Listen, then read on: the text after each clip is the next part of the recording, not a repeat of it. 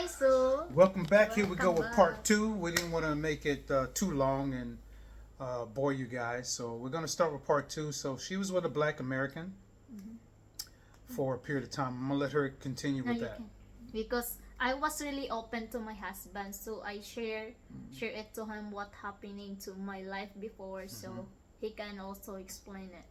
Yeah, well, basically, he was an American disabled veteran suffering from a lot of mental trauma. Uh, he was hiding a lot of things from her. Um, it was not good. I don't want to get into too much detail about location and exact location, but it was in Pampanga. This is in the Manila Pampanga. region, Yeah. right? Uh, yeah, being Mr. Playboy out here doing his thing, trying to be a pimp, and yeah, uh, as we all know, things don't work out like that. If you mess around with the wrong Filipina, they will get you in trouble. So you guys definitely want to be careful about that. So I was communicating with him sometimes. We were not friends, but I was aware of what he was doing, but I was not aware that he was seeing her. So a lot of other trauma happened, which we won't get into great detail on that. But it was really bad. It had to do with an apartment and taking everything out of there and Taking everything. selling Yeah. everything. And he sent someone in there who had no right to be there because everything was in her name. Yeah, I gave all of it. All of it gone. Apartment was in I his name. returned all of it. Yeah. Well, she returned, but in a sense, it was taken Yeah, it was taken. by this other person he was seeing, which we will keep that name out of there too. But basically, it was taken and sold right in front of her face. So it was a lot of trauma that he was doing. He doesn't really understand. And that was my birthday, birth month. Birth month, yeah, Yeah, birth, it's happened to yeah, me. her birth month, April. Yeah. It happened. This was back in 2023. This happened. Yeah. Yeah. But it was a horrible. It was very horrible. He didn't have any grounds to break off the relationship. He didn't have any other serious things to talk about. The reason for his actions after moving into this apartment, I think like 1 or 2 weeks. Yeah. But what I knew was it was basically he was stationaring or placing different people he wanted to see. She was one of the victims. She was placed in this apartment to keep her isolated away from family and everybody else. You know? Also, he was seeing somebody else from this town, which we won't disclose about that, but this person was close. She was one of the you know the demons, I should say, not counting the ones who were placed in other areas as well. So there were several things going on. Playboy action. So moving forward.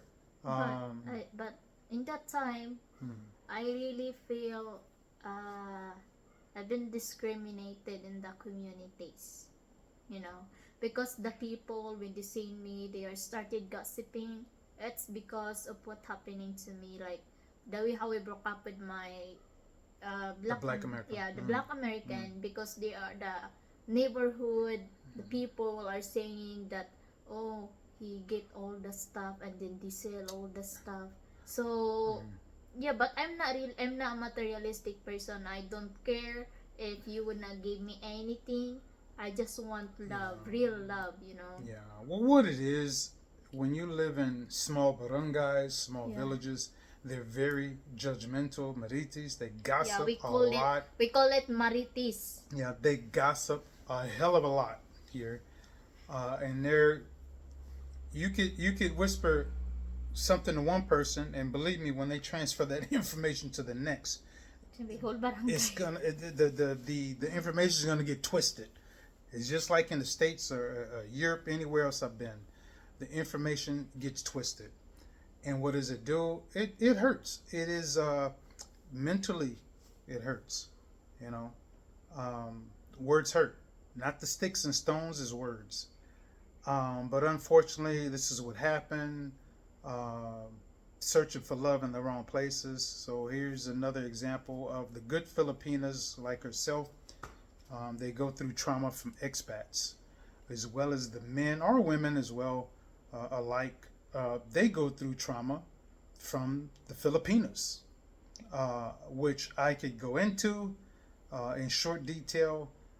This the last one I dated before her, if you want to call it that, was yeah. I thought, but when I got here, no bonding, nothing. It was just horrible experience.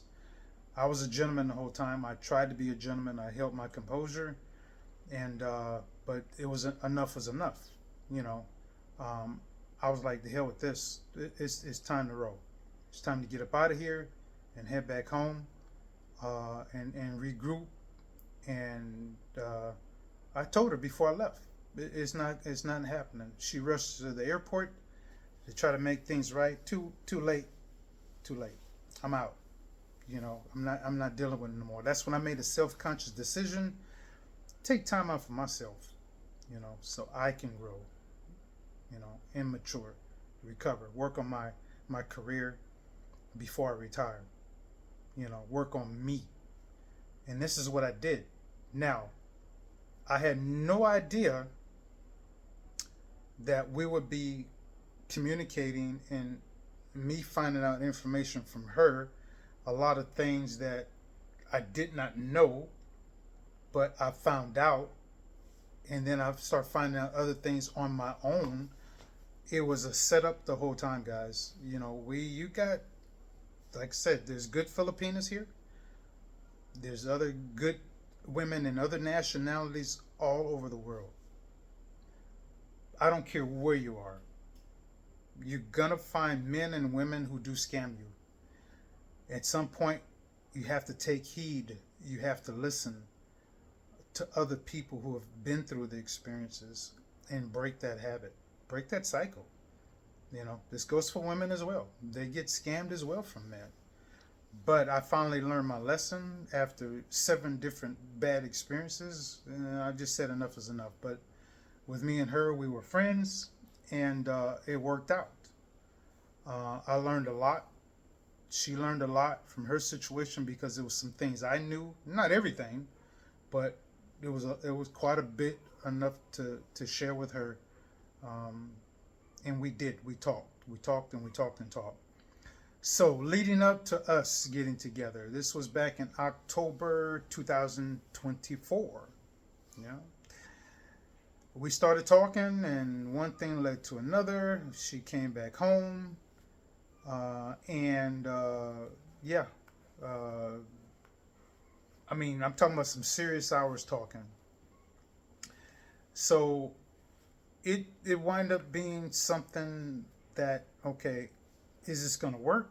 We have to be careful because we don't want to carry extra baggage over into the next relationship because it's going to hurt. I didn't. My deep feeling, and I know that she did carry over baggage into our relationship. I've seen it, I've felt it, and she didn't give herself enough time to heal. And that's one of the mistakes a lot of us make. You need time to heal from your past bad relationship. It may take 1 week, it may take 2 years. We don't know. You really don't know. 5 years, 3 years. Yeah, you just never know. But with her, she needed more time before we got into our relationship, and it caused us to suffer some as well. The other thing was our age difference. I was 62 at the time. She was turning 20. No, I was going on 63. She was going on 20. It worked. Young relationships, age gaps, it does work. But it takes a lot of hard work, a lot of communication,